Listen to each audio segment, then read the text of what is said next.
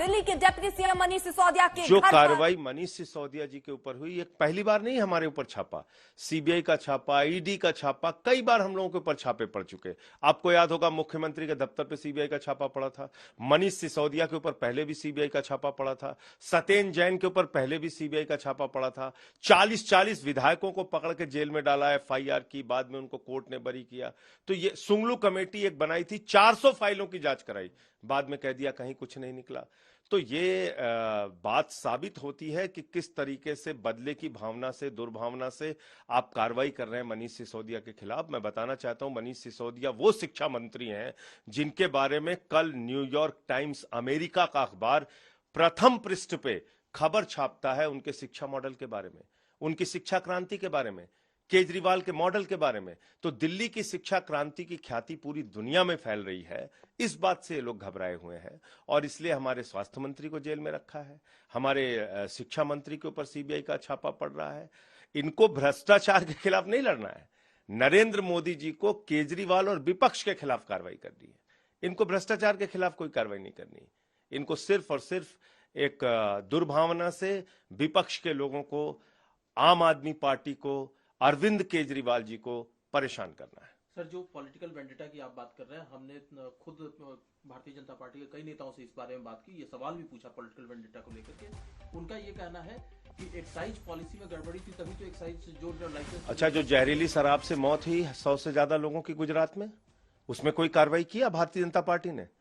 नीरव मोदी 20,000 करोड़ लूट के भाग गया, ललित मोदी 3,000 करोड़ लूट के भाग गया, नितिन संदेशरा 6,000 करोड़ लूट के भाग गया, विजय माल्या 9,000 करोड़ लूट के भाग गया, एबीजी शिपयार्ड ने 23,000 करोड़ का घोटाला किया, 42,000 करोड़ का डीएचएफएल ने घोटाला किया, 29 करोड़ रुपए बीजेपी को चंदा दिया। इनके खिलाफ कोई जांच हुई आज तक?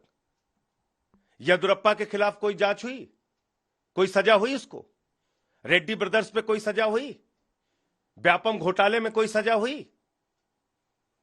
पूरे देश में भारतीय जनता पार्टी के भ्रष्टाचारी देश को लूट रहे हैं और पूंजीपतियों के साथ मिलकर मोदी जी की सरकार लूट रही है। उन पे कहीं का कभी कोई सुनते हैं कि कोई एक पुलिस की भी छोटी सी कार्रवाई हो जाए? तो ये बात बिल्कुल साफ तौर पे देश के लोग देख रहे हैं, समझ में आ रहा है सबको। लेकिन सर, ये एक्साइज पॉलिसी जो है, इसको फिर कैंसिल। अरे भाई, ये ऐसे 50 बार कर चुके हैं।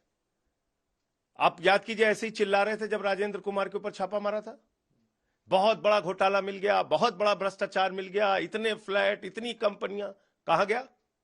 कुछ हुआ आज तक? तो इसलिए मैं ये कह रहा हूं कि इस पॉलिसी को लेकर कई बार मनीष सिसोदिया जी ने और हमारी पार्टी ने स्पष्ट रूप से कहा। अच्छा, यही पॉलिसी को लेकर बैजल पे रिकमेंड किया है सीबीआई जांच के लिए, बैजल के लिए चिट्ठी लिखा है मनीष सिसोदिया जी ने, छापा पड़ा बैजल के ऊपर। क्यों? क्योंकि उनके माध्यम से भाजपा नेताओं को दलाली मिली है, उन पे जांच नहीं होगी। इसी पॉलिसी में अप्रूव्ड पॉलिसी को 2 दिन पहले बैजल जी ने बदला, उन पे सीबीआई जांच की मांग उप मुख्यमंत्री ने किया, चिट्ठी लिखा बाकायदा, उन पे कोई कार्रवाई नहीं हो रही। पूरी बीजेपी उनके समर्थन में खड़ी हो जा रही। तो क्या ये लोगों को समझ में नहीं आ रहा है? तो फिर सर, अब आगे क्या रणनीति रहेगी? क्योंकि सत्येंद्र जैन पहले से जेल में है, आगे चुनाव भी है। करें सीबीआई की जांच, स्वागत है इनका, हम लोग पूरी तरीके से कोऑपरेट करेंगे। पहले भी कुछ नहीं निकला, आगे भी कुछ नहीं निकलेगा, ये कह सकता हूं। मनीष सिसोदिया जी एकदम बिल्कुल साफ सुथरे होकर निकलेंगे। कहीं कोई, पहले ये लोग सैकड़ों जांचें करा चुके हैं, कुछ नहीं मिला, इसमें भी कुछ नहीं मिलेगा। इनको ये इनकी हताशा, निराशा, बौखलाहट का नतीजा है।